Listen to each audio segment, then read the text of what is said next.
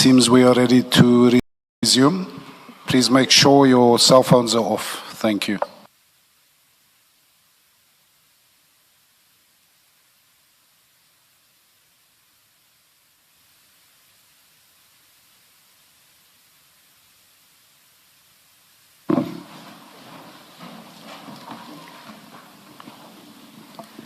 Ms. Masuku, are you in a position to continue? Yes, Commissioner Sayer. Thank you. Thank you, Chair. Thank you. Ms. Masuku, you may, when you are ready. Thank you, Commissioners. Apologies for the small. There is no need to apologize at all. Hi, Commissioners. What I just wanted to place on record was that we do go under very serious threats on a daily basis when we're doing our investigations, because we investigating the law enforcement officers that commit crime and they don't want to be arrested. But that doesn't stop us from doing our duties. We continue to do our duties even though we know that our lives are at risk. As I had indicated to say, my car was once shot at. I was with my kids. It passed. I continued with my duties as normal. But there is a time where my son was also shot. We thank God he didn't pass on, but his life changed from that day because he was wheelchair bound. But thank you to the Lord that he can try to walk now. This was a second incident. My son was the first incident, yeah. And then my car was the second incident. All right. And just give us the dates of both incidents again, please. Commissioners, with your permission, maybe if I would be able to give to the SC. All right. No. And not give them. No. That's in order. I confirm. I'll receive them and I shall inform the commissioners accordingly. Thank you. Yes. Are you able to say whether it was after you had taken over the investigation? For my car, it was when I was doing this investigation. For my son, it was when I was doing other investigations whereby it was involving a lot of officers in one case. Our office was made aware as well of the threats because those threats, they had come in a form of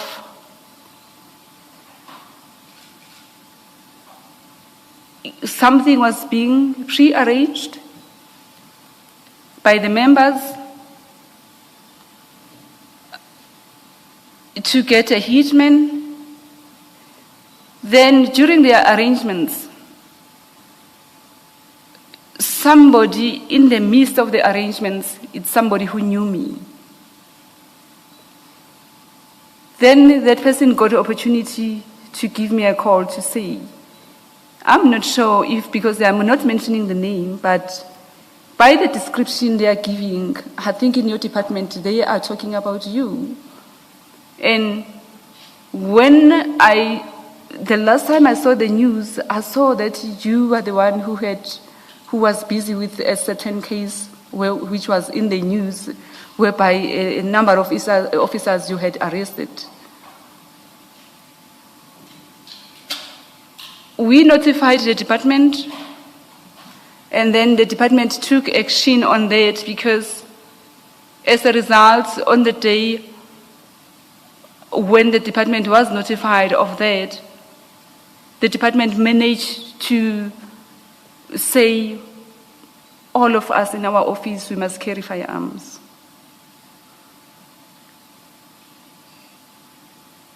Then the threats, remember, commissioners, that I'm receiving threats today, but tomorrow I must wake up and go to work. As the threats, those threats were very serious because I knew what was being planned towards me. It's very difficult also to say to my family, to say, this is what I've received, because of now, for them, they will panic. Even if I share it, I find a way of sharing it.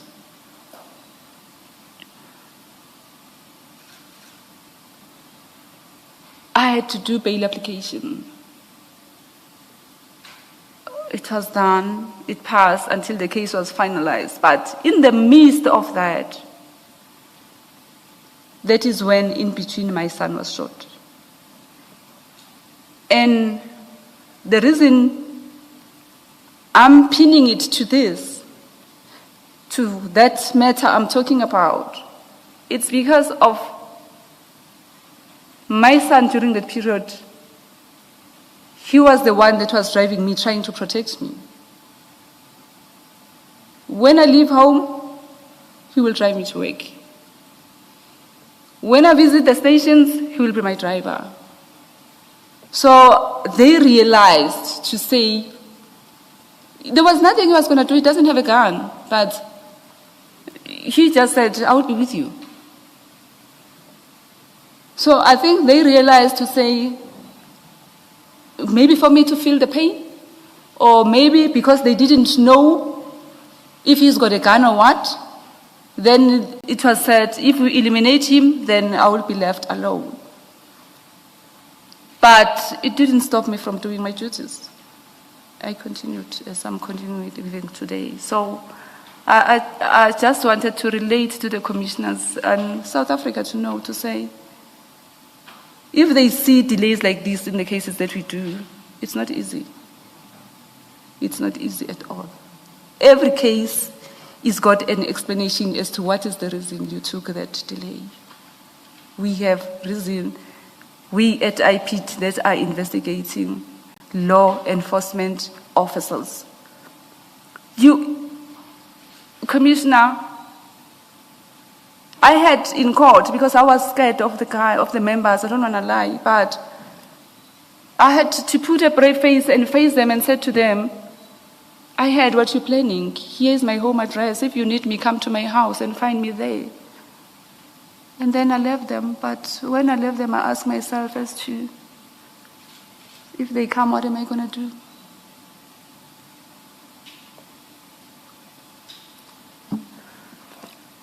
Thank you, Ms. Masuku, and thank you for your bravery.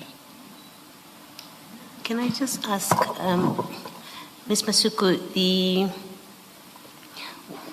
what does the employer, the iPad employer, what does it do when there are situations like these? Firstly, I think we did hear yesterday, and you're repeating that it is a job hazard, firstly, that you would be confronted with these kind of situations. But surely the IPID should have something in place that whose sole purpose, whether it's a policy, but in addition to policy, resources in place which are to provide protection to, and different levels of protection, I accept that, to its investigators. Is there anything? Is there nothing? And what there is, and I would like you to comment to the extent that you are comfortable to comment, whether what you know to be in place is adequate, in your opinion. Commissioner, what I will comment on is what I was involved in, like the one whereby we were offered protection, but like I explained to say, it was in our residential places. We must leave and go to work. But at least when you are at work, you are at ease to say my family is protected. But what about myself? Commissioner, I won't respond to on behalf of the department as to they take these threats serious up to which level.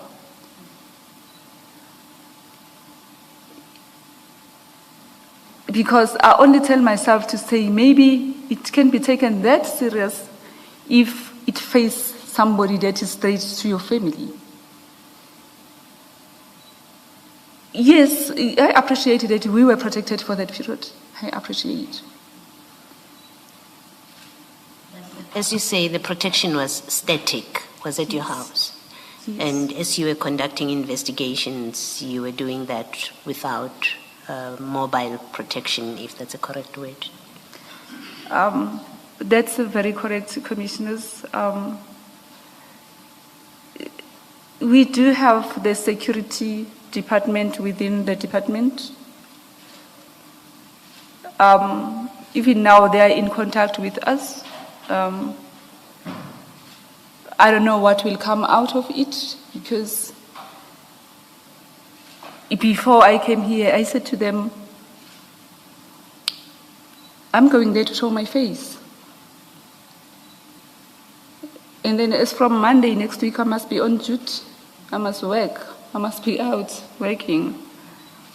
Which roads of South Africa will I drive and be safe?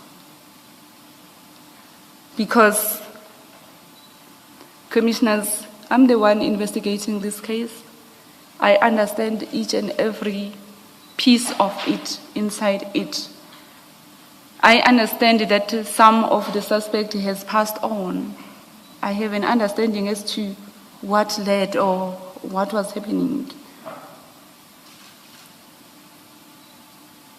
The case, Commissioners, it's towards the end of it now. Then it will get to a point whereby suspects must be arrested. I must do bail application in court. But after that, where do I go? That's the thing. With who? So, Commissioners, I don't have a response on behalf of the department. No, thank you. Thank you for your response. Thank you, Commissioner Baloy, and thank you, Ms. Masuku. We are now at page 15 of your statement. Yes, Commissioners. And I think we are moving on to paragraph 58. Okay. Yeah. Maybe before you do that, Ms. Yes, Sela, I had Commissioner. wanted to ask to understand something. In this paragraph 57, Ms. Masuku, the sentence that's in the first line, which says, firstly, the police involvement had to be proven as unlawful as there were no official leads at the accounting police station to prove that the officers carried their duties on the day. That part. What does it mean? I mean, we do have statements from I think it's Sibande. You have that statement from Fritz. So we know from their statements that they did attend to the scene. Yes. And from their statements, they claim to have been in their official capacities. Yes. Right? If there's no record at the police station, maybe let me ask a first question. The process when police officers get, call it an invitation to attend to a scene or a job, as in this case, in terms of recording, what is the procedure or what is the operating procedure? And if in the end you end up without any official leads that tell you that these people were on duty, what in fact does it mean happened here? Okay, Commissioners, I will respond relating to this matter. Yes, I do have records that proves that they were on duty on the day. But now I needed to follow allegations of Marius during my interview to say there was a robbery that resulted to the truck that they went to search for the stock.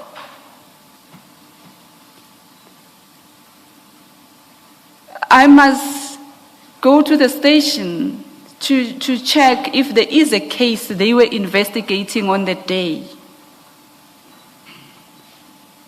Because the scene where the deceased stay falls under Brakpan police station, that is where I must start. They didn't have anything that relates to the truck.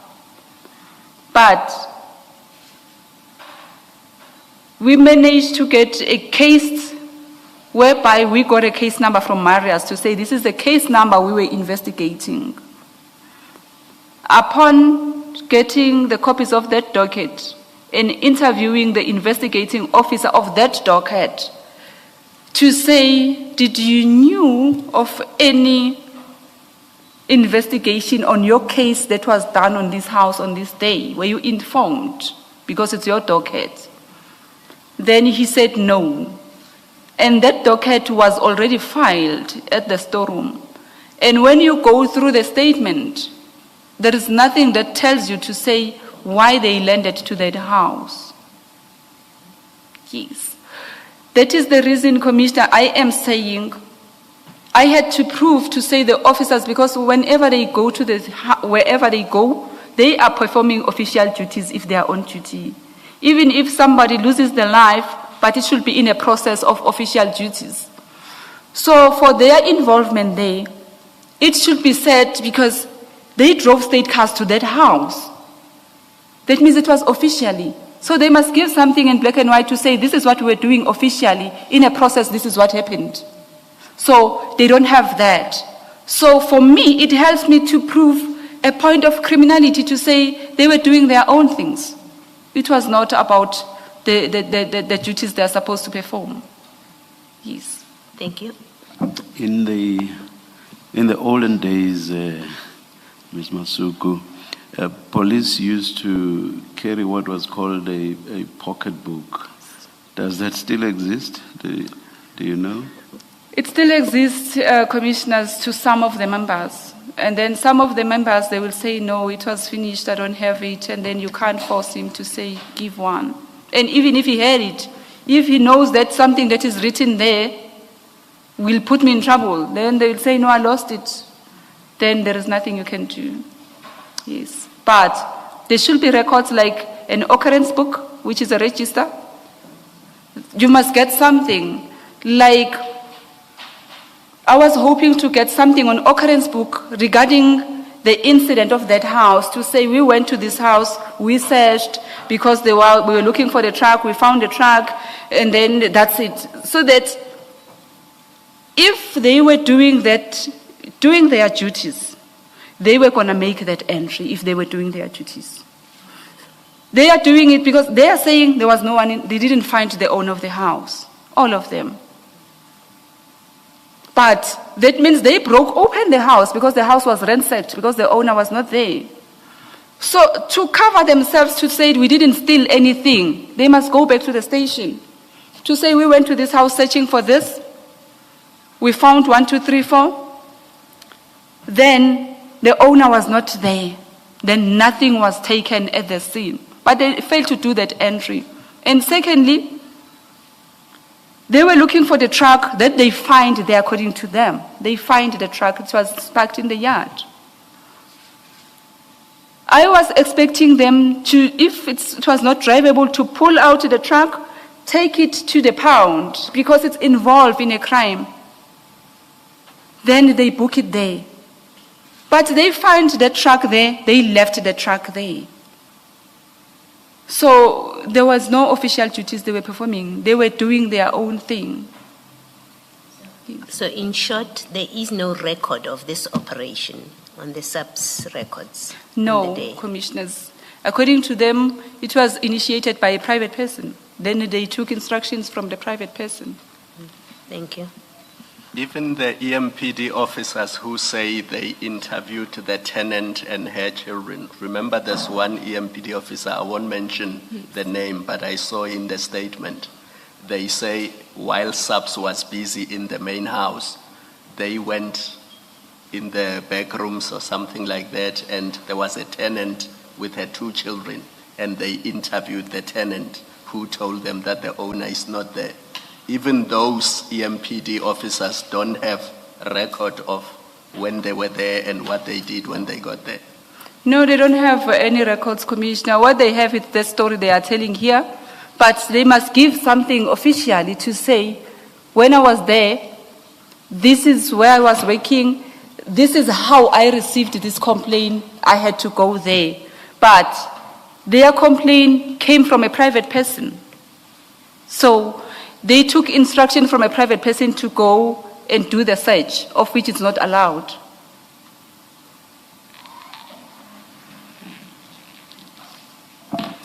Thank you, Commissioners. Thank you, Ms. Masuku. We were about to turn to your paragraph 58, and if you could pick up your testimony from there. Thank you.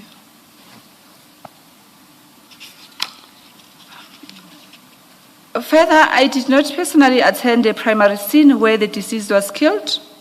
Only SAPS officials had attended the scene. Accordingly, it was necessary to conduct a thorough and methodical investigation prior to effecting any arrest. In addition, we were struggling to locate material witnesses. The original witness, who had been a tenant at the property of Mr. Mzansi, vacated the premises shortly after the murder, fearing for his and his family's safety, and couldn't be traced. We were only able to trace him with the assistance of the family in October 2025. This fact is confirmed by an email received from the family dated the 26th of January 2026. I attach an email as Annexure NPM 7. Your NPM 7 that you reference is in the annexure bundle at page 143, if you could turn to that. 143, Commissioner.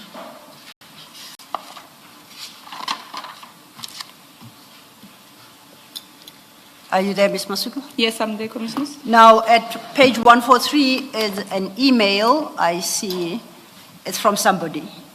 It's dated January 26, 2026 at 2:20 p.m. It's addressed to you with a copy to the other investigator in your team.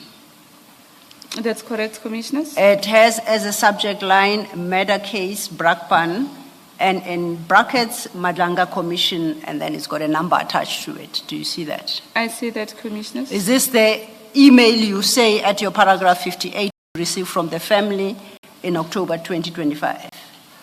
No, this is the email you say you received on the 26th of January 2025, 26. That's correct, Commissioners. Now, it's a very short email. I think it would be helpful if you read it into the record, but please do not read the details of the author of this particular email and their contact details as appear at the bottom of that page. Thank you.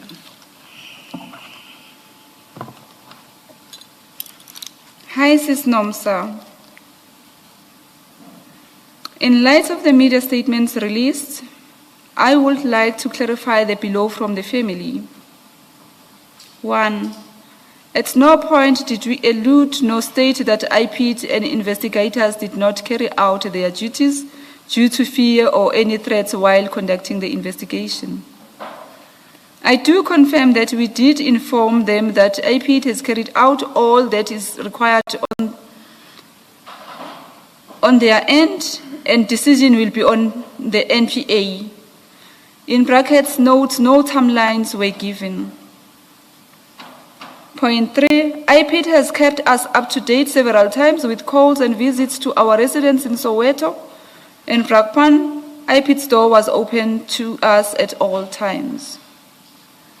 The only thing we were not aware of was details shared on the commission, as we assume these details were confidential to the docket and not public knowledge. Even to us, not to public knowledge, even to us as the family.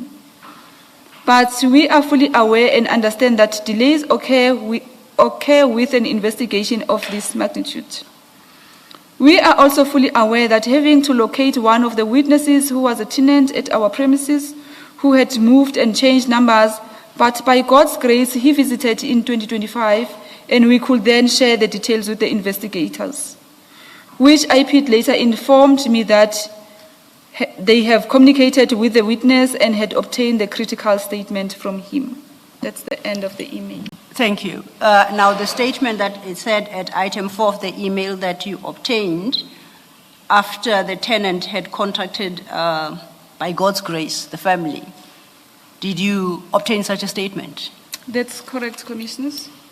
At paragraph 58 on page 16 at the top of the page, your last sentence reads, I obtained this witness's statement on 20th October 2025. I attached the statement as NMP, supposed to be NPM, apologies, 7.1. Is that the statement you are referring to? That's correct, Commissioners. Your NPM, then 7.1, is in your annexure bundle at page 144. Just to cast your eye on it to confirm that that is the statement you say you obtained in October 25 from the tenant. It runs to page 147.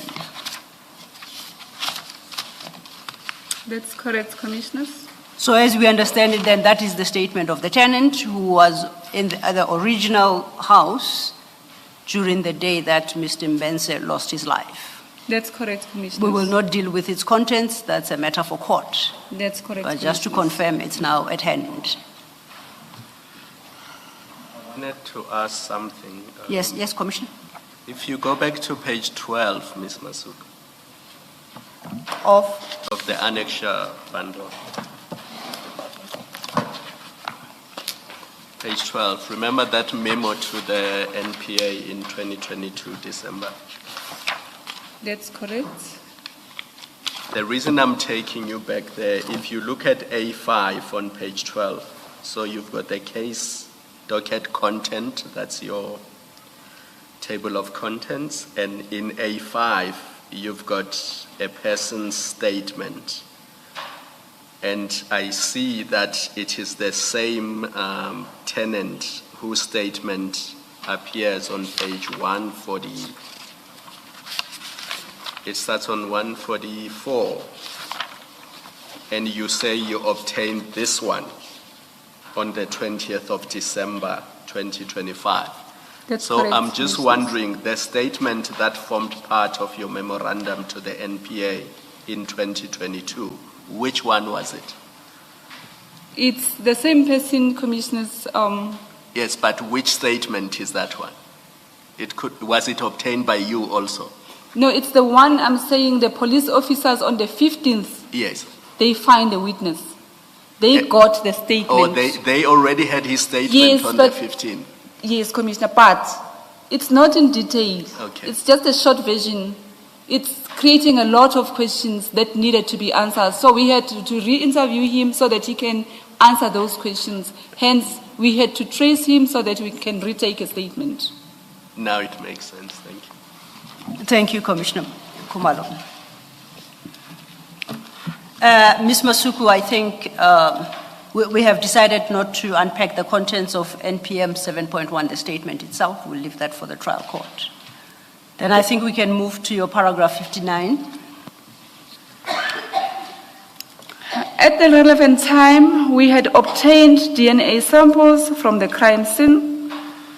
These were sent to the SAPS Forensic Laboratory, which was able to confirm a complete DNA result.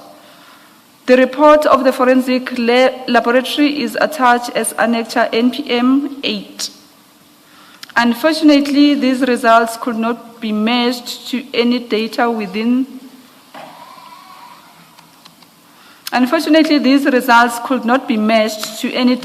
SAPS forensic system. It was retained as a control sample.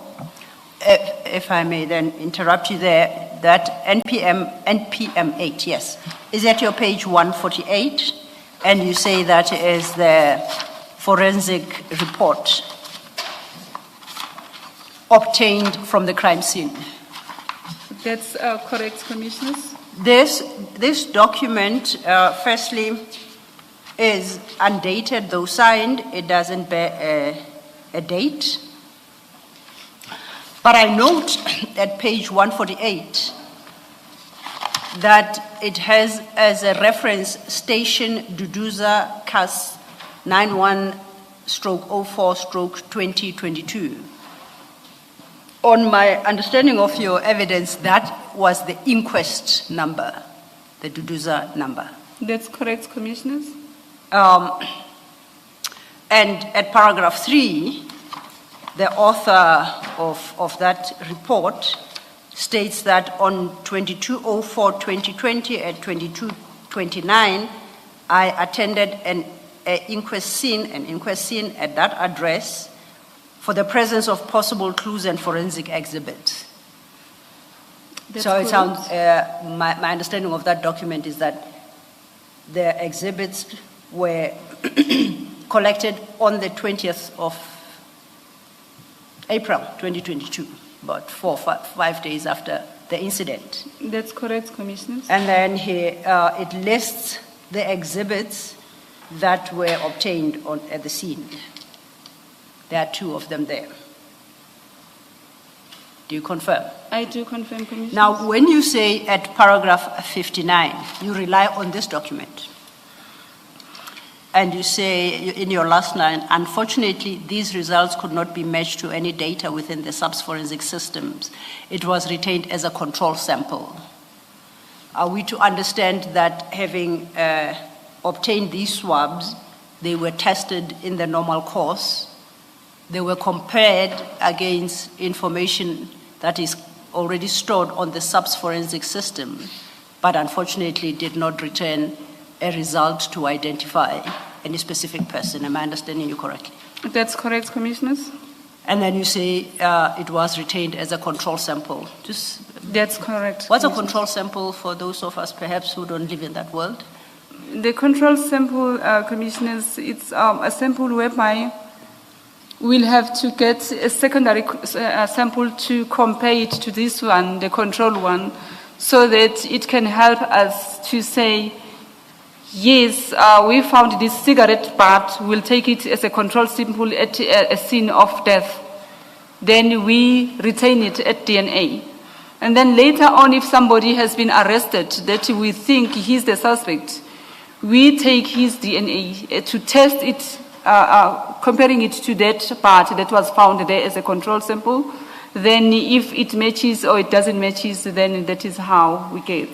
So that one, those were the samples that were found at the deceased home. Yes. So they had to be tasted because there was a thought to say somebody should have touched this. So we can find DNA on this. Then, yes, there was DNA that was found, but it has to be retained up until we get something to compare it with. Okay. Then you take it up from paragraph 60, if you may. Before you Must do so. I read the annexure at 148 and 149 to mean that a Red Bull can was, sorry? What, sorry?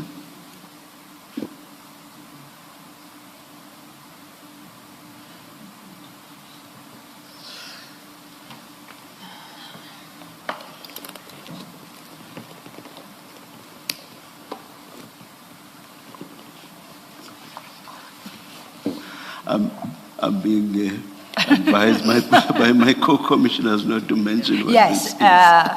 I think what the witness wanted to testify to was that DNA was picked up in 2022. From which a was- certain object. Yes, and then it was tested and stored, and we leave it there. So we don't want to go into the detail of the nature or the source of the DNA Okay. from the crime scene. Thank you, Chair. Perhaps I guess we need some guidance beforehand. Because, thank you. No.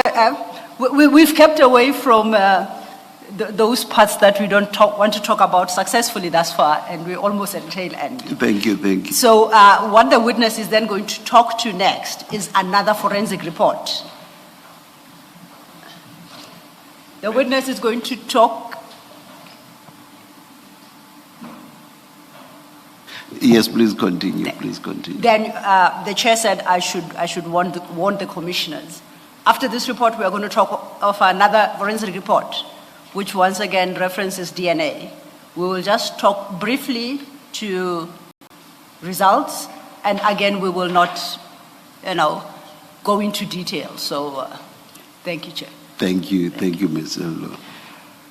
Ms. Masuku, I then had invited you to turn to your paragraph 60. Yes, I'm there, Commissioners. Yes, you may take it from there. Following Marius van der Merwe's assassination and considering his testimony before the Commission, the SAPS requested me to engage with the persons we had taken warning statements from, to see if they would be willing to submit their DNA in investigation of murder of Marius for purposes of eliminating them as the suspects. I was able to secure their cooperation. I explained the purpose for which their DNA was sought, and they all attended to the SAPS forensic laboratory. I missed science. I was supposed to say forensic science laboratory for DNA swabs to be obtained. Yes. May continue. Following the submission of their respective DNA, I requested that a comparison of their respective DNA to be compared with a control sample of from Mr. Benson's case.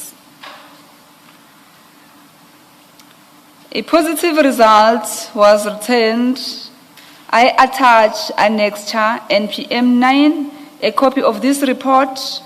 I request be kept confidential so as not to undermine the criminal trial. Your annexure NPM starts at page 150. 150. Yes, I'm there, Commissioners. And I note from this report, it's filed by, I guess, the scientists who undertook these investigations, and she states that she's attached to the SAPS biology section of the Forensic Science Laboratory. That is at paragraph 2. You see that? Yes, I do, Commissioner. At page 154, that's the signature page. And it is signed by the person whose name appears at page 150. And it's dated at Pretoria, 14 January 2026. That's correct, Commissioner. So this is our second forensic report. That's correct, Commissioners. And in your statement, you say after the DNA of your suspects and Mr. Benson's case was obtained, you requested that all their DNA be run against your control samples. That's correct, Commissioners. And you state here that the results obtained were positive. That's correct, Commissioners. And that is contained in annexure NPM 9. That's correct, Commissioners. And in particular, I would like to refer you to page 151.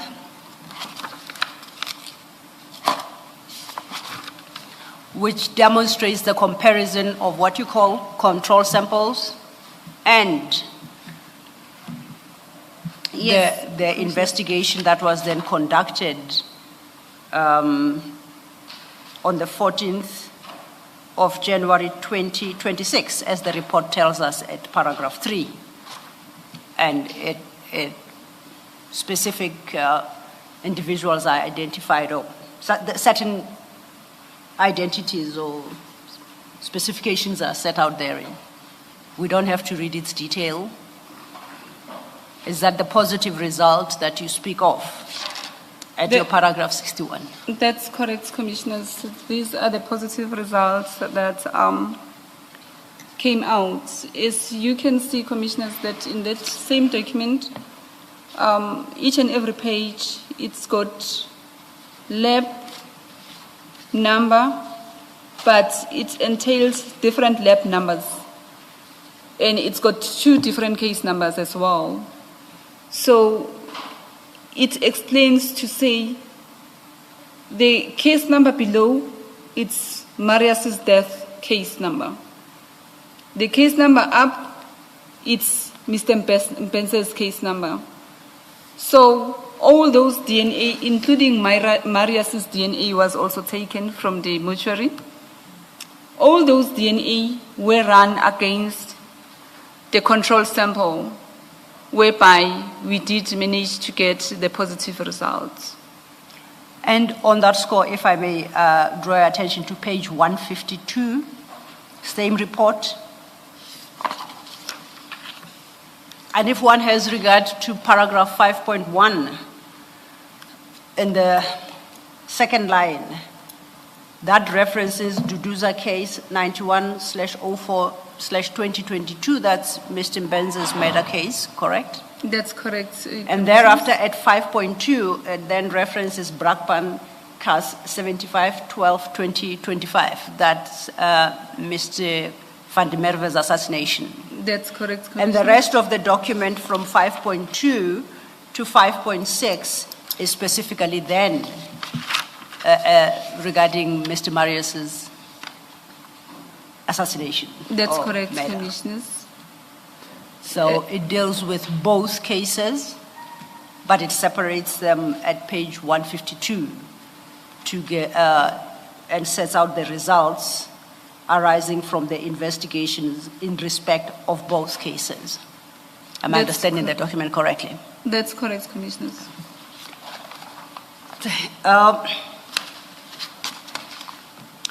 Then we are back in your statement from paragraph 62. Investigations were necessary to be carried over prior to making arrest in order to ensure compliance with the provisions of Criminal Procedure Act 51 of 1977 and to secure prospects of successful prosecution. The Independent Police Investigative Directorate's standard operation procedures expressly direct that arrests are not affected for the purpose of conducting the investigation. Arrests are effected once proper and thorough investigation has been concluded and where sufficient admissible evidence exists to establish a reasonable suspicion based on the objective facts that suspects have committed offense as contemplated in Section 40 of the Criminal Procedure Act. Any arrest effected in compliance with these requirements is neither premature nor unlawful, but is procedurally and substantively justified. Arresting suspects prior to the completion of the investigative steps would have been premature, resulting in persistent postponements of the trial pending completion of criminal investigation and would in any event be inconsistent with the requirements of the Criminal Procedure Act. On the above statement, Commissioners, I am trying to express that should we have effected arrest before the investigation was completed, let's say we arrested them in 2022, now we are in 2026. Our case, maybe we were going to be having 30% to say 30% we do have a strong case, but 70% we don't have a strong case. So to avoid that, it's for us to conduct a thorough investigation because we know that all these people, they are here. Unfortunately, some of them died. As now, we had 12, then 4 died, including the recent one, Mr. Pretorius. So now we are left with 8. And all of them, they die as a result of shooting. So it was worth it. I know that there will be questions to say, but it was worth it, but others have died. Unfortunately, we couldn't control that, but it was worth it to investigate it fully because if now we make arrest, our case docket is ready for trial. So if they go to court, the trial dates will be set very soon, and we are sure that we'll be getting conviction on this matter because it has been thoroughly investigated. So we avoided the prematurely arrest to be done because it was end up putting us in a lot of pressure whereby we were going to even overlook some of the facts because we are being pushed by the time. That's what I'm trying to explain on this paragraph to the commissioners. I understand that there was a delay and I acknowledge that. But that delay, it was not purposely to say I just closed the file and put it there. I didn't do that. The investigation was continuing, even though it had to stop and go, but at the end, the investigation has been now finalized. Then, anytime, there will be the next step that will be done. Thank you, Ms. Masuku, for that clarification. Staying then at your page 17, you have a small heading there, the status of the matter, and you deal with that from paragraph 63. If you could then deal with the contents of 63 and following as regards the status of this matter. Okay. The status of the matter. Following the conclusion of the investigations, and on the 4th of February 2026, I prepared and forwarded 3 reports as required by the law, attaching the complete docket, each report, to the following institutions. A formal IPID report to the DPP recommending the institution of criminal proceedings against 12 suspects identified on page 1 of the report is attached NPM 10, a copy of this report. If you may then turn to your annexure bundle, your NPM 10 starts at page 155. Okay, I'm there, Commissioners. I see it's the DPP memorandum addressed to the Director of Public Prosecutions. And at the last page of that document, at page 159, it's dated by yourself and your provincial head, and both of you signed and dated it the 4th of February 2026. Is that correct? That's correct, Commissioners. Going back then to page 155, I see that it bears an acknowledgement of receipt stamp by the Office of the Director of Public Prosecutions of the 4th of February 2026. That's correct, Commissioners. Now, once again, you recall when we read the first 2022 referral. That's correct. Commissioner Kumalo requested you to read the subject line. And do you confirm it's still the same, which is IPID investigation case docket for DPP consideration and decision? That's correct, Commissioners. And in terms of the IPID classification, once again, you referenced Section 28, 1B of the IPID Act, and it remains death as a result of police action, and the alleged offense you reflect as murder. That's correct, Commissioners. I'll come back to that page, and going back then to page 158. As with the previous 2022 report to the DPP, you have the IPID request and the conclusion at page 158. That's correct. My reading is that once again, under the request, item 4, you note that it is the request of the IPID that the NPA should, in terms of section 179 sub 2 of the Constitution, make a decision whether or not to institute criminal proceedings against the above-mentioned suspects and to carry out any necessary functions incidental to instituting criminal proceedings. That's correct, sir. So, once again, now, February 2026, you have significantly updated your docket, as we have it, and you submit to the DPP requesting a decision and as regards the institution of criminal proceedings against the suspects. That's correct, Commissioners. Now, I compared page 155, the front page, with the list of suspects you had in 2022. And notably, I see new names on that list.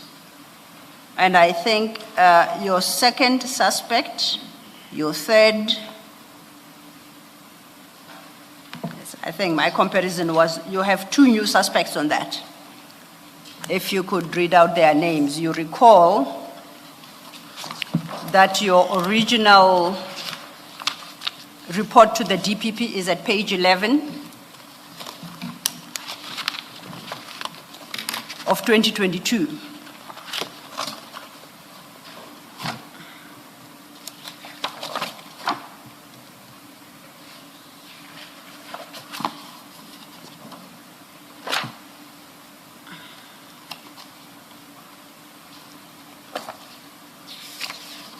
It starts at page 11, the Yes, 2022 memorandum. correct. And on my count, there you have 10 suspects.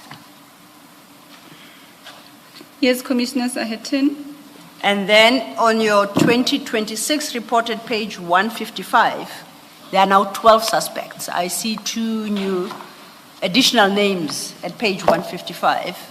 Who are they and how did they come to be added to the list? Thank you. Okay, the 2 added suspects are Sergeant B.W. Sibande and Constable M.R. Koza. Those are the 2 suspects that when we took it in December 2022 for the decision, they were not yet identified. Yes. But now they were identified even though Koza is deceased. And that is the Constable Koza, in respect of whom you have filed a, what's the document called? Death certificate, annexed as NPM 5 Roman 10. That's correct, Commissioners. Now, I see as well here you have included, as you say, Constable Koza, you say since deceased. You have included Mr. van der Merwe, and that is Marius van der Merwe, and Mr. J. Hanekom. You were aware, as at the date of this report, that they are deceased, weren't you? That's correct, Commissioners. I was aware. Why are they still included on the list of suspects? Commissioners, it's not for me to say because of now they are deceased, I must exclude their names. Because in the whole case docket, their names are always there. Even though I know that they will never be charged because they are no more, but I must include their names as part of my suspects, even though they are deceased. Okay. Then that deals with your memorandum then to the DPP. Can I just Yes, ask the yes, question? Commissioner. The death certificate of Constable Koza says he died from unnatural causes. Do you know anything about the circumstances of his death? Yes, Commissioners. He was shot at his residential place. Yes. Yes, he was shot, Commissioners, and because it's an SAPS investigated docket, because it's his murder, even though I do have the details of the docket, but if the Commissioners will allow me not to mention the details as to how was he shot. That's fine, thank you. Thank you, Commissioners. And on that score, to confirm, the death certificate is annexure NPM 5 Roman 10 at page 141. And it records the date of death as the 17th of October 2025. That's correct, Commissioners. And to confirm, I think you earlier testified that you never had opportunity to obtain a statement from Constable Koza. It's not part of your warning statements that you have submitted and form part of the docket, is it? That's correct, Commissioners. We're supposed to get his statement on the, I think on the 21st of October. Yes. We're supposed to obtain the statement, and then on arrival at the station, for him to make a statement, that is when we're informed that he died, I think on a Friday of that following the Monday previous we're week. supposed to meet up with him. Okay. Thank you. Then you may pick it up from your paragraph 63.2 at page 17. Okay. I filed a negative report with the Office of Eguruleni City Manager against 3 EMPD members. Brigadier Mkonazi, Constables Mackenzie and Stolz, as per item 2 of the report, and in direction the institution to institute disciplinary proceedings against them. A copy of this report is attached as Annexure NPM 11. And that Annexure NPM 11 appears, Ms. Masuku, in your Annexure bundle from page 160.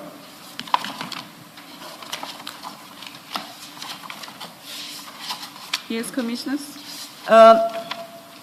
It is addressed, the heading is EMPD Memorandum. It's addressed to the Office of the City Manager, Ekurhuleni Metropolitan Department. For the rest of page 1, it looks same as for the memorandum for the DPP. It lists all the suspects, gives the full details of the case. And if you turn over to page 161, under item 2, you have a heading there, case docket contents. And in paragraph 2 of item 2, it reads, in terms of section 30 of the IPID Act, number 1 of 2011, read with the South African Local Government Bargaining Council Circular number 1 of 2018, you are hereby directed to initiate disciplinary hearing against, and then you list 3 members there. Brigadier J.D. Mkwanazi, you have a number, service number. Constable A. Mackenzie, you have a service number, and Constable Kaylee Stoltz. That's correct, Commissioners. Now, this report, as with the previous, is dated the 4th of January 2026. February, not January. I'm a month behind, thanks, Commissioner. 4th of February 2026. It bears at page 160 a City of Ekurhuleni stamp demonstrating receipt, but unfortunately, not the full date is legible. What I can make out is 2026-02, which suggests February. Yes, Commissioner, if you can check there is a small block on top, Yes. handwritten. Yes. Yes, it's the details of an acknowledger with a date. So It's that the is 4th the of signature. February, yes. Thank you. And this, I see you have titled it page or recommendation type negative. This is the negative report I think we have spoken about with yourself and Mr. Kifelakai that IPID files Yes, to that's the correct, police, Commissioners. recommending disciplinary action be instituted. Yes, that's correct, Commissioners. Okay, that then I think will lead us to paragraph 63.3. Yes, ma'am. Can I just check something, Ms. Masuku?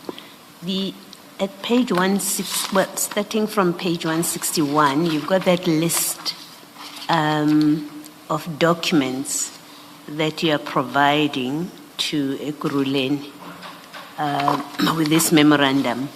And if you look at the next page, 162, from A39 to A42, it seems to be the same material that we were trying to be careful here not to speak to or not to provide too much detail of.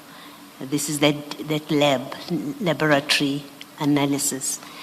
Does it mean that Ekurhuleni, EMPD now, or in fact, let me say the city itself, the municipality itself, does it mean that they have the documents that we were looking at earlier, which provide details of the forensic analysis and the conclusion? That's correct, Commissioners. Commissioners, if I can just explain the process when we file a negative recommendation. It is when the case docket's investigation has been fully investigated, then I will have to file the recommendation to the DPP to decide whether or not to prosecute. But for the department, I will have to file a negative because after the investigation, I will have a feeling that these members, they must be charged departmentally. And then filing that, I must give them the exact copy of a docket. All the documents that I took to NPA, I must give them all those documents as well. So everything, these reports we're talking about, they all have those reports. And what's bad about it, it's you will provide them with that reports. The information, yes, it's for the information to charge the members. But the members, they must get that relevant information at the right time. But you will find that they will get the information before being formally charged. Then, if it's like that, it leads to other consequences that might happen before we continue with our criminal case. Because now, they are having all the information before the department has formally charged them. But that is, according to the regulations, if ever we file the recommendations negatively, we must give all the documents in the case docket. That is why, in other instances, it will happen that you have a case of murder whereby a police officer has been arrested at the scene. You haven't filed a negative report as yet because you haven't done your investigation. You got that prelim to prove that he's the one who killed this person and it was not in the line of duty, so he must be arrested. Then you will find the department, because after getting that, you will follow up on the witnesses just to strengthen your case. Then you will find the department coming to you requesting for the copies of the docket of what you have. In that point, I must, as an investigator, I must use my own discretion as to should I give this department my copies or not. Because I must protect my witnesses. If I feel that I cannot give them this information because this is prematurely, by the time I get to trial, where will be my witnesses? Then I can say, no, I'm not giving you my case docket because I'm avoiding to expose my witnesses to danger. But that doesn't mean that the department cannot constitute the departmental on their own before my negative recommendation. If, like SAPS, if a member has been arrested in the cell, immediately they come to serve him with intention to suspend because already he's in the cells. He will be suspended for that period in the cells, then come back, go to work, then processes will follow. But already it's registered that he's got a file where he's been charged departmentally. But for EMPD, it's different. There are members, they will open their file. There are members, they will not open their files. Then the member will continue to work as normal. And they will not charge them departmentally, citing that they are waiting for IPT to provide them with a recommendation. But we find it not okay because the member was inside the cell and the crime committed is known. The department is supposed to do their own investigation and do their own processes while we are still busy with our investigation. But unfortunately, that's not for us to sort that out. We just do the investigation, use our own discretion to say, I'm not giving you the case docket copies, I'm not yet done with the investigation. Then up until I'm satisfied, then I will provide you. That's how it happens, Commissioners.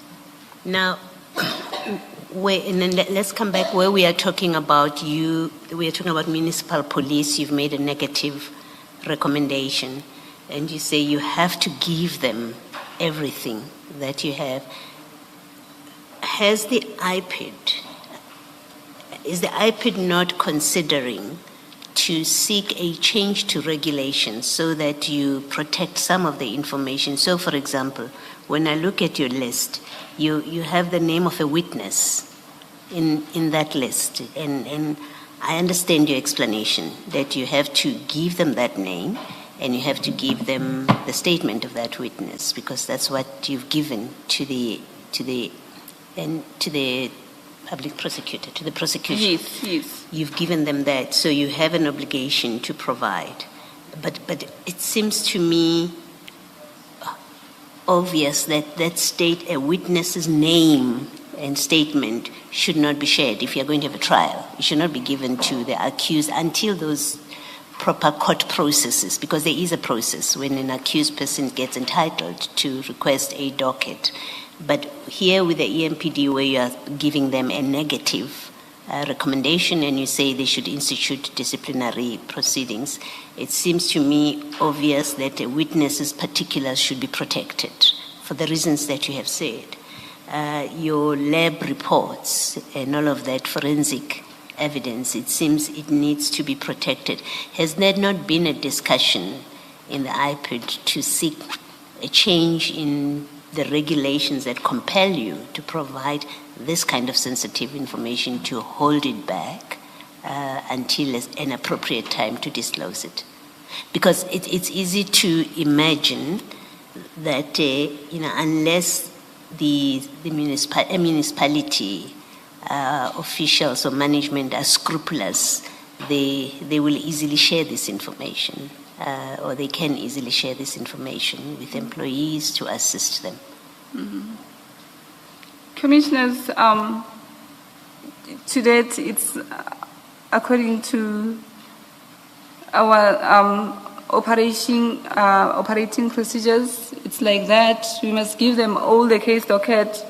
Yes, we do have that concern as well, but there is nothing we can do, because they will come, the department will come, like EMPD will come with an excuse to say, you gave us not all the information, so we cannot institute disciplinary against this person.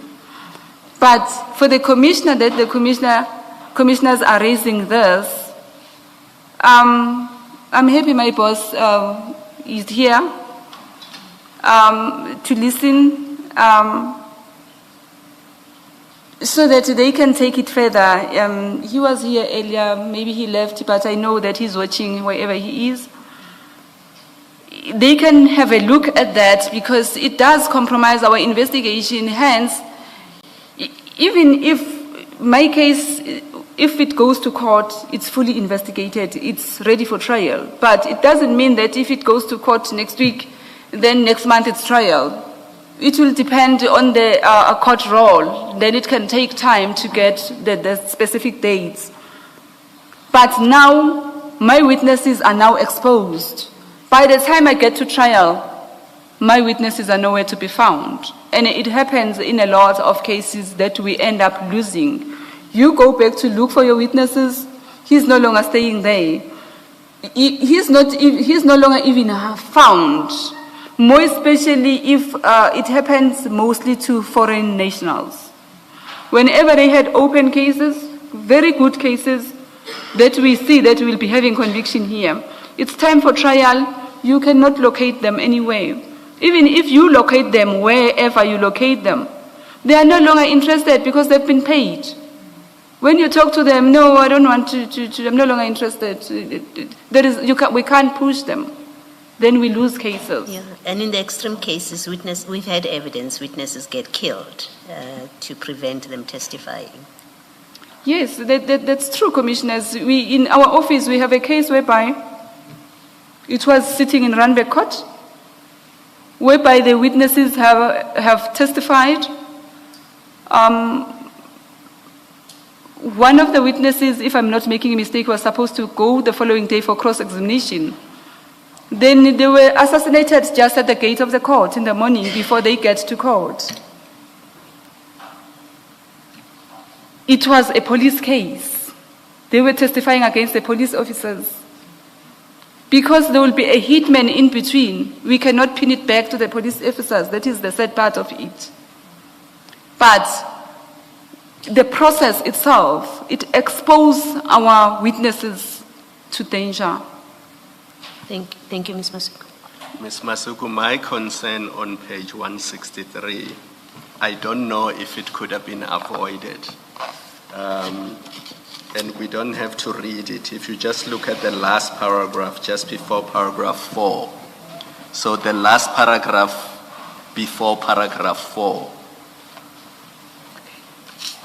it talks about swabs that were obtained and their DNA results. So information like that, IPID must find a way of, when producing these reports, maybe not put it in the way that it has been put here, because you leave it with the legal department, and once you've left this report with the legal department, nobody knows who the legal department shares it with and whether it reaches the suspects before the disciplinary process has even started. And it can have various consequences. I agree to that, Commissioners, as to say things like this, because it's supposed to have a confidentiality. When it reaches that office, that officer in charge of this document is not supposed to share it, but they do share it. As a result of this, there were rumors and allegations to say one of the suspects died because they had access to what our final investigation is saying. And I can believe that because it happened immediately after we had given the department's copies. But I cannot say myself as an investigator, I cannot say that, no, I don't want to talk about this, because even my provincial head won't sign it if it doesn't have all the information that is necessary. He will return it back to me to say, no, this is not fully. So, but I think they are taking note of that. Maybe something will happen in future. Thank you, Commissioners. And perhaps, and it's not directed to you personally, you said your boss was still around, but even if he's not, the message gets to him. This might be an opportunity for IPID management to sit around a table with a view to formulate recommendations to the Commission as to what legislative changes must occur to afford the very protections that we're talking of, firstly, but to enable nonetheless, so to determine the nature of information that is sufficient for the police departments to take disciplinary action. So we could do that. I see that Ms. Masuku's boss is back in, so he has heard what you are saying. He has heard what we are saying. Yes. So then we will come back then to the Commission with IPID recommendations regarding appropriate changes to be made to the law on these issues. Thank you very much, Commissioners. I will relay the message to our department, and I fully agree that it will also help us to have successful convictions, because we do prosecute, but some you can't convict because witnesses were there in court to come and prove that this really happened. The case will, the others will be struck off the roll. It's better if it's struck off the roll. The others will be withdrawn. Then there is nothing we can do if the witness is saying, no, I'm not interested anymore. Yes. Thank you.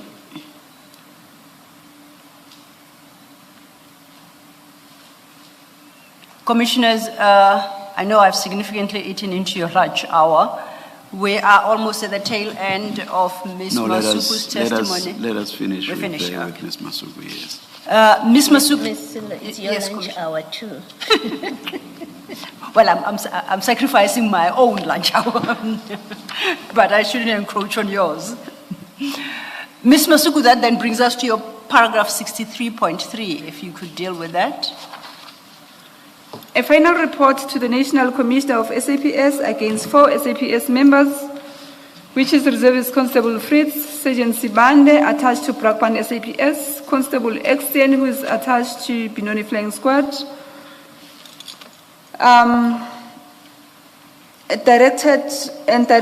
directing the institution to institute disciplinary proceedings against them. The fourth member is Constable Khosa, whilst included in the list and was investigated as a suspect, is since deceased, having passed away on the 17th of October 2025. A copy of this report is attached as Annexure NPM 12. And your NPM 12 is in your annexure bundle from page 165.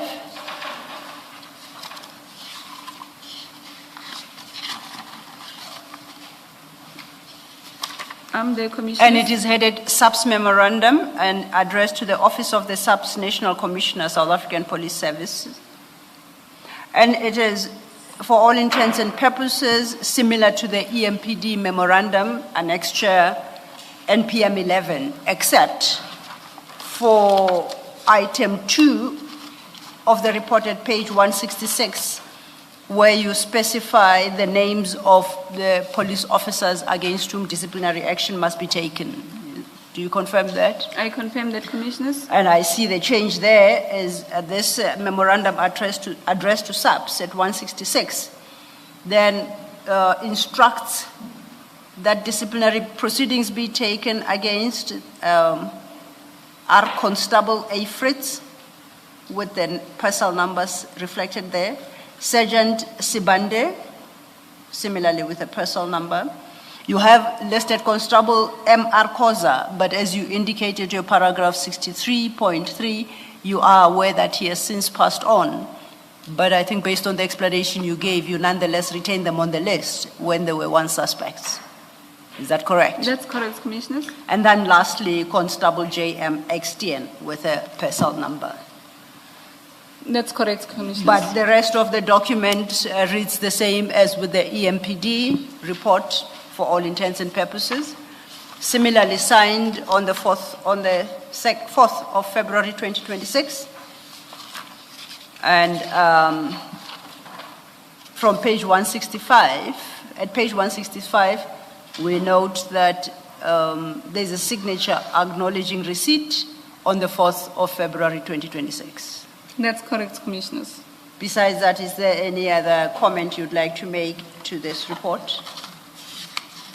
No, Commissioners, except for that Constable Khoza is still here on the list.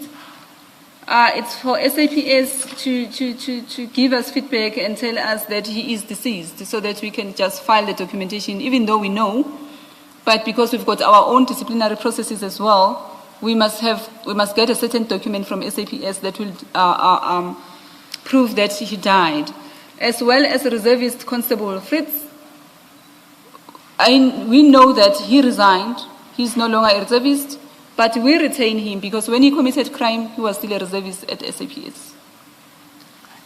So it is for, if I understand you correctly, that it's for the SAPS to inform you that Right Constable Fritz is no longer a reservist and to give you proof thereof. That's correct, Commissioners. Thank you.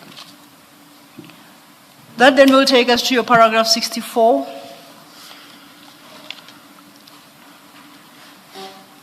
It bears mentioning that the 3 reports list all suspects, including those since deceased.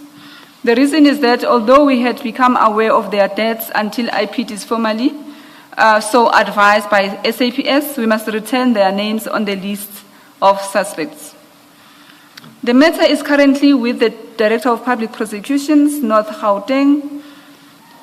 A designated advocate had been allocated to the matter, for which our office is currently awaiting confirmation authorizing us to proceed with the prosecution of the various members of different security clusters, including EMPD and SAPS.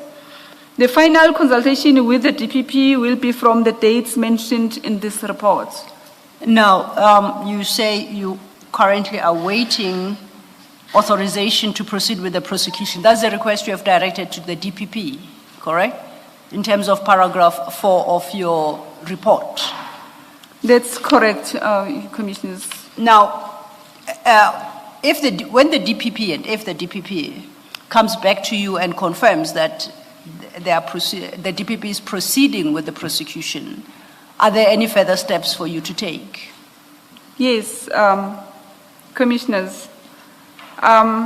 When the final decision has been made to say these following suspects must be arrested, then I will have to make an application for J50, which is the warrant of arrest. Then once signed by the relevant magistrate of that court, then I will go out and execute the arrest. So your decision to arrest depends on the DPP determining to proceed with the criminal prosecution and advising you as such? That's correct, Commissioners, because remember that even if I can say I want to do it on my own, I'm not the one who will be placing the dockets on the court roll. And what is good about this matter is it's got its own advocate at the DPP who's dealing with it ever since, who has been guiding me to say, you do this, you do that. So the advocate understands, because I don't want to mention the journey. No, don't. The advocate understands very well as to how far we are. So we know that once the arrests have been effected, it's either the advocate will come to that specific court to place this docket on the roll, not to give it to these other prosecutors from that court. Okay. And you have set out a date in paragraph 65 when you'll be having a final consultation with the DPP on this matter. That's correct, because I'm in contact with the advocate dealing with this matter. So these are the dates we agreed on to say we will sit down so that the final decision must be made. And then thereafter, you will expect a formal decision by the NPA and you can take your next steps. That's correct, Commissioners. Okay. Then if you could deal with paragraph 66 and following.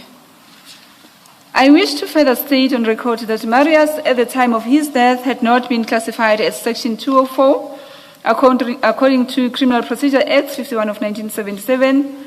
He was not classified as Section 204 witness because that can only be determined by the NDPP. So we know Mr. Van der Merwe was killed on the 5th of December, 2025.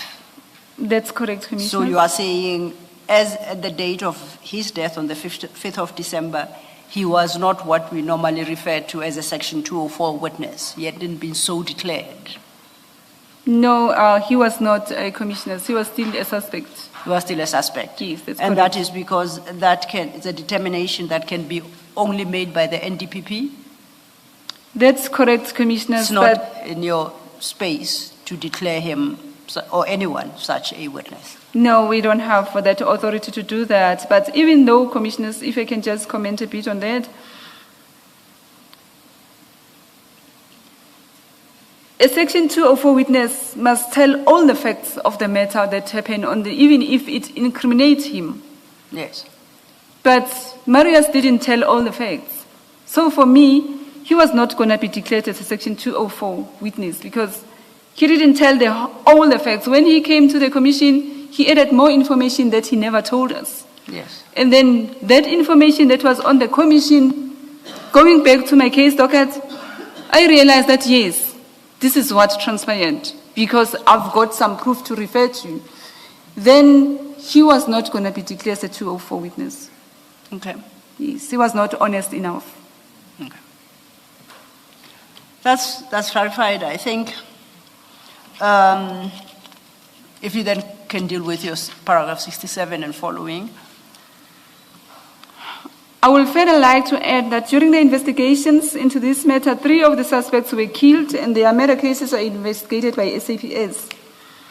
Killed suspects were Yako Hanekom, as per mentioned March 2023 Boxback case number, Constable Khoza, as per mentioned docket case number from Tsakane of October 2025, who was attached to Brakpan police station. The above two suspects were killed days before meeting with the IPID personnel for interview in relation to this investigation. Marius van der Merwe was later killed as per case 75 of 12/2025, as well after giving the evidence at the Madlanga Commission of Inquiry. His murder case is investigated by SAPS as well. The timing and circumstances of these deaths raise serious concerns regarding the safety of the witnesses and the potential obstruction of the ongoing investigation, which the Commission should consider. A further suspect, Willem Pretorius, took his own life on the 7th of February 2026, as per mentioned case number. And that then leads us to the next chapter, if you could just deal with that, both of them, those paragraphs. Yes, Commissioners. On this paragraph, there is somewhere whereby I've mentioned the case number of Jaco Wennekom. Yes. Even himself, we were about to see him when he died. We remember that on the day of incident, when he died, my colleague was in court for bail application that included Stones. Yes. And Mackenzie. On that day, that is the day because we were communicating with Marius. He was the one who was helping us as to how to get hold of these people because he knew them better, even though we were protecting him during that period because we didn't want them to know that he gave statement. We will find the way of getting hold of them, but we didn't want them to see that there is one of them who came out with the information. We had tried to make contact so that we can get a hold of Hanekom. Then he was aware that he was supposed to meet with us. But before we could meet him, then he was killed. Same applies to Kosa. But I am not saying he was killed because of this matter. But they died before we can meet up with them. Yes. Noted. We are then on the part of your concluding remarks at page 19, if you could deal with that. I am aware of allegations that IPID either deliberately sought to subvert the investigation into death of Mbenze. I am also aware that some EMPD officers share this unfortunate view as testified before this commission by Chief of Police Mapieye and Commissioner Spies. Nothing could be further from the truth. I accept that these EMPD senior officers were unaware of progress in this matter. I confirm that we did not provide ongoing updates. We could not. This is so because we were investigating, amongst others, members of the very EMPD, and updates on investigation had a real risk of undermining our work. It was necessary to keep progress as secretive as possible, lest the suspects became aware of the progress made and the risk of arrest faced. In such circumstances, not only would the case be undermined, our lives will be in grave jeopardy.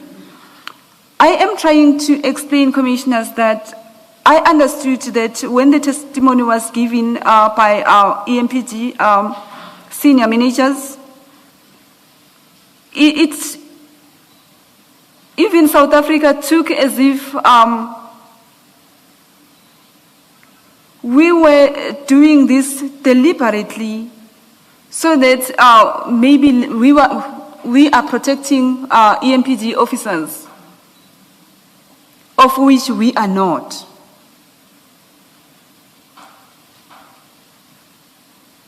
We do not report to the stakeholders.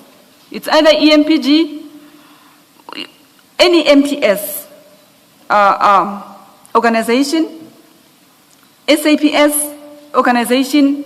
We don't report to them in progress of our matters. They will only hear from us if our investigation is finalized. to say we are charging the following members. But that doesn't stop us from communicating with these senior managers. Because if a member falling under them committed another crime somewhere, I need to contact the senior officer at that precinct. If I will not be communicating with two senior officers that gave evidence testimony here, Julius Mkwanazi must be contacted because it was his members. Whenever we investigate a member, on most of my cases, of our cases as a team, Julius Mkwanazi must give the commander's statement. There is no way that we could have avoided to say, because we are investigating him in this matter, now we don't want to talk to him. We talk to them. Even not only them, any police officer, even if this police officer, I was charging him this morning for a certain matter. If another matter comes in, I will contact the same officer again because I'm doing my job. So, Can I ask you a question, Ms. Masuku? Why not contact the chief of police in that department? Why contact a mid-level brigadier who's responsible for a division within EMPD? Why not contact the head of the EMPD if you are investigating members of the EMPD? I'll tell you why I'm asking. Suspicion arose, and we heard from the EMPD senior people who came here that every time IPID went to EMPD offices, they would have meetings with Julius Mkwanazi, and they, as chief of police and deputy chief of police, would not know what those meetings were about. And that created this suspicion that IPID is cozying up to Julius Mkwanazi and protecting him. So now that you have the context and the background, why not deal with the chief of police or deputy chief of police? Because the people you are investigating are also their members. They are not Julius Mkwanazi's members. Do you follow? I follow you, Commissioner. Commissioner, I will respond, but I won't respond fully because I think my colleague who's coming will have to respond to that. So I don't want to take his responses, but in light, it's not that even them, they were never contacted. There is proof for that. They were contacted. And the level of communication is the same to all of them. Furthermore, we conduct our station, we call it station lectures to the members to teach them about IPID's mandate, because members, they tend to be hostile when we arrive at the crime scenes. More especially to the crime scenes whereby they have fired shots. We have to disarm them for the firearms to be tested. That is when the hostility will start to say, why are we disarming them? Because we think they've got a lack of knowledge of our mandate. They need to understand our mandate first before they can get to these conclusions they are having about the department. It's part of our duties to conduct the station lectures. There are a few station lectures that were arranged with Julius Mkwanazi. They were fruitful. We went to their college. We did the station lecture. It was it's Mkwanazi who helped us in that. The reason was being because his members are complaining to say we seize their firearms, they don't get them back. It takes time to be tested at our forensic laboratories. Even at their precinct in Kenton Park, where we've conducted a few station lectures there with other units, These senior managers were there. Because we take photos. When we do that, our department wants photos to see who was there and all that. We have photos when we're standing with them, these officers. In my office, I've plugged them on the wall.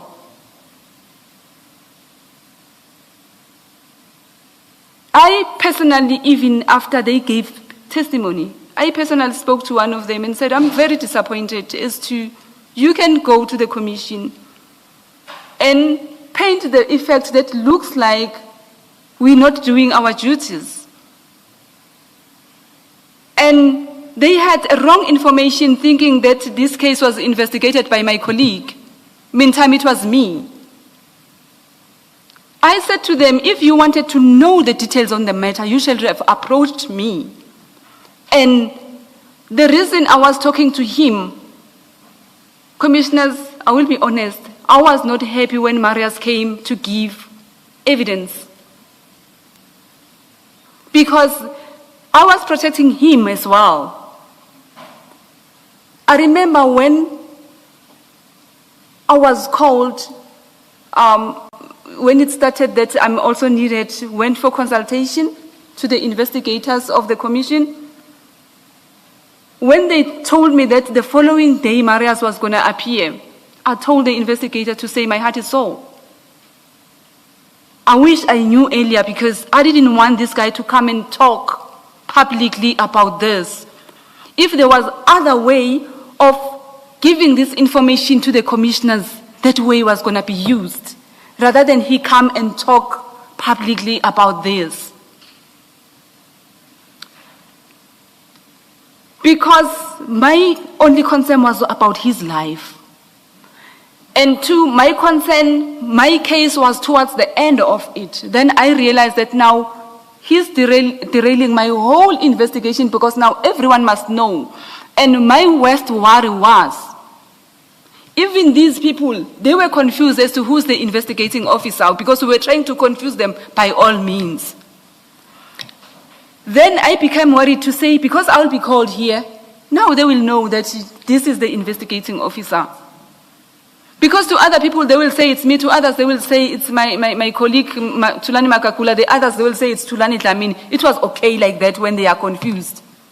But now, because it came out, I blamed EMPD to say they should have called us to say we want to know what's happening on this matter. If they are not happy, we've got managers as well to talk to them to say we are not happy with their investigation. But two, it's not for them to tell us about our investigation. We are independent. We don't take any instructions from them. We do our duties. We are impartial. We don't want to be influenced by them.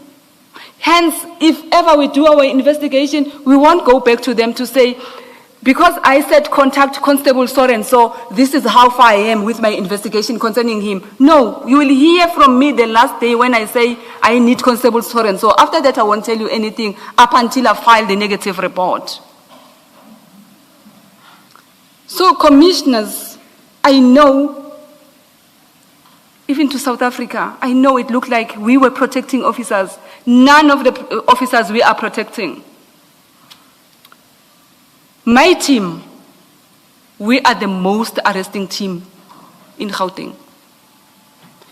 Commissioners, at your own time, if you can just go Google arrest of EMPD members and see what you will find that will follow. You will see my personal car coming because we are the only people that only come there to arrest those same EMPD members in their own offices. We will inform them, the seniors, to say, on this day, we are coming to arrest so-and-so, so-and-so, so-and-so. After that, we are gone. None of them is protected. But I understand it's because of this was involving Julius, and it took time for him to be arrested. But he was never protected. As you can see that his statement was taken long ago, not because of this commission. If the time comes for him to be arrested, he knows very well that we will arrest him. It's not that we are scared. We do get threats, yes. But that doesn't stop us from performing our duties. Hence, even this matter is finalized. If the instruction comes next week to say, effect arrest, I will go and arrest them. Then I will see later as to how protected I am, but I will have to continue with my duties. We've never protected anyone. We are communicating with the seniors, all of them, but I will pack it for my colleague to come because he's got proof as to we've been communicating at the same level with all of them. But the picture they painted here, that's not a good one. And commissioners, I tell you, honestly so, if you go to Eguruleni, they hate Mr. Makakula because he arrests. That's the most arresting member. We are working together. Even if the threats comes, because the officials have got their WhatsApp groups on the teams, it's not all of them that hate us. Something will be posted about us. We can go there to make arrest. Maybe it's about 5 members from our office. We're making arrests to these members. We also invite SAPS to help us because we don't have vehicles to put these people when they are arrested. We don't have those kind of cars. We must use SAPS to transport the suspects. But if something comes out about that arrest, on their groups that they socialize in, they will single out Nomsama Sugu and Tulani Makakula as these people, they hate us. Meantime, we're doing our duties. It's very painful for an officer, a high-ranking officer, to dent our image in a wrong way. Meantime, we do our job the right way. Thank you, Commissioners. Ms. Masuku, it seems to me at least that you do provide an explanation at paragraph 69 why the suspicion would have arisen that you seem to be protecting Brigadier Mkhwanazi. And you explain that, well, it's because we couldn't share information with them. You couldn't tell people in the EMPD what it is you're doing. So I think insofar as it relates to Brigadier Mkhwanazi and maybe this case in particular, perhaps in fairness to them, the explanation you give at paragraph 69 that they would not have had information may well excuse them, from the views they held, the wrong view that they held.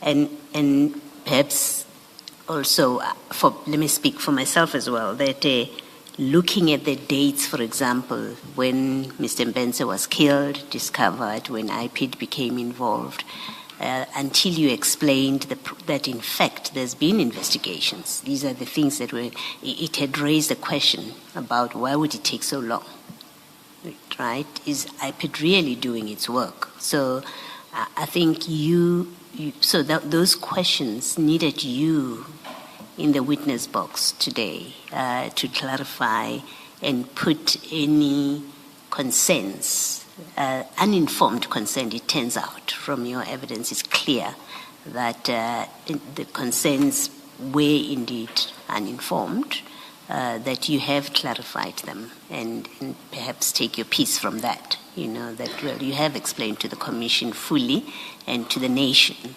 that in fact the suspicions and concerns were uninformed and had no basis in fact because you have provided us with the facts of these investigations. Thank you. Thank you, Commissioners. Yes, Commissioners, I take that even though they've got my cell phone number, they should have called to say, we are intending to go to the Commission regarding this.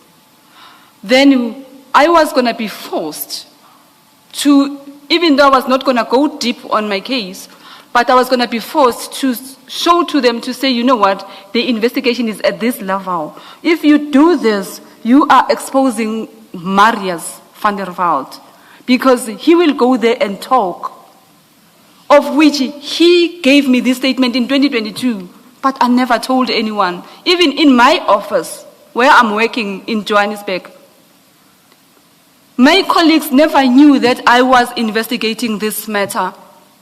When it was out on the commission, everyone was asking as to what case are they talking about, because we know nothing about this matter. Because this matter, we kept it secret. Then for it to be announced, for me, it was very painful. If I had powers, I was going to come to the commission and say, please, I'm pleading with you. Can I give this information on the side, not on this kind of a platform? Because I was protecting Marius. I didn't want him to come. And two, knowing Marius that he can talk, I was worried for the family to hear the full details of what transpired on the day of incident, the painful death of Mr. Mbenze. I was forced to inform the family prior to prepare them to say, I've been informed that one of my suspects is going to the commission. Be prepared to hear more details that I cannot divulge to you because they are too painful. But it's done. I just thank the commissioners that I got this opportunity to come and explain, because commissioners, it's said, we work for IPT, we've got identity card that we carry with ourselves. It shows from far that I'm from IPT. Even wherever in public areas, when you walk, they see this IPT thing. They say, wow, you're working for IPT? Ah, that corrupt department. And we are not.